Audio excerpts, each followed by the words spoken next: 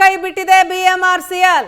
ನಾಳೆ ಮೆಟ್ರೋ ದರ, ನಮ್ಮ ಮೆಟ್ರೋ ದರ ಏರಿಕೆ ಆಗತ್ತಾ ಏರಿಕೆ ಆಗಲ್ವಾ ಅನ್ನೋ ಗೊಂದಲ ಇತ್ತು. ಈಗ ಒಂದು ಕ್ಲಾರಿಟಿ ಸಿಗ್ತಾ ಇದೆ.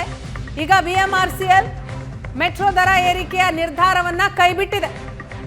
ಮೆಟ್ರೋ ದರ ಏರಿಸದಂತೆ ಕೇಂದ್ರ ಸರ್ಕಾರದಿಂದ ಸೂಚನೆ ಬಂದಿದೆ. BMRCLಗೆ ಇಮೇಲ್ ಮೂಲಕ ಸಂದೇಶ ರವಾನಿಸಿದ ಕೇಂದ್ರ. ನಾಳೆ 5% ದರ ಏರಿಕೆಗೆ BMRCL ಮುಂದಾಗಿತ್ತು. ಈಗ ಕೇಂದ್ರದ ಸೂಚನೆ ಬಂದಂತಹ ಹಿನ್ನೆಲೆಯಲ್ಲಿ ದರ ಏರಿಕೆ ನಿರ್ಧಾರಕ್ಕೆ ಬ್ರೇಕ್ ಬಿದ್ದಿದೆ.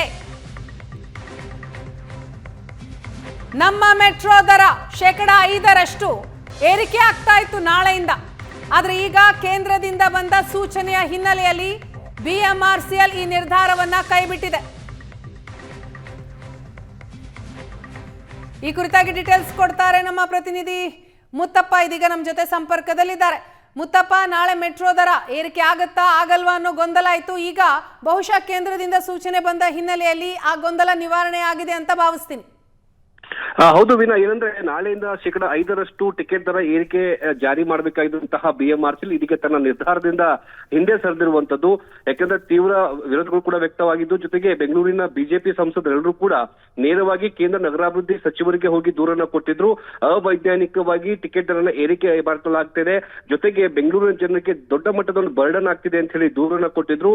ಈ ದೂರಿಗೆ ಸಂಬಂಧಪಟ್ಟಂತೆ ಸ್ವತಃ ಏನು ಸಂಸದರಾಗಿರುವಂತಹ ತೇಜಸ್ವಿ ಸೂರ್ಯ ಅವರು ಕೂಡ ಪದೇ ಪದೇ ಹೇಳ್ತಾ ಇದ್ರು, ಇದು ಟಿಕೆಟ್ ದರ ಏರಿಕೆಗೆ ನಾವು ಬ್ರೇಕ್ ಹಾಕ್ತಿದ್ದೀವಿ, ಕೇಂದ್ರ ಸರ್ಕಾರ ಅಧಿಕಾರಿಗಳಿಗೆ ನಿರ್ದೇಶನವನ್ನು ಕೊಟ್ಟಿದ್ದಾರೆ ಅಂತ ಹೇಳ್ಬಿಟ್ಟು.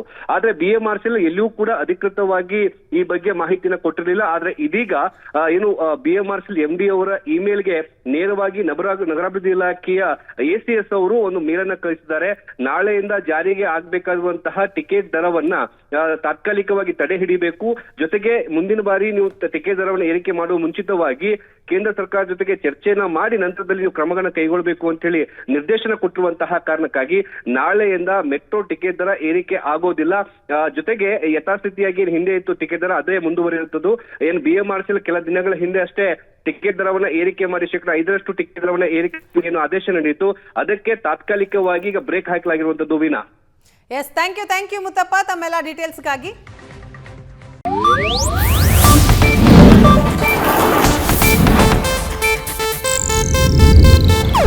ಇದು ಏಷ್ಯಾನೆಟ್ ನ್ಯೂಸ್ ನೆಟ್ವರ್ಕ್ ಪ್ರಸ್ತುತಿ.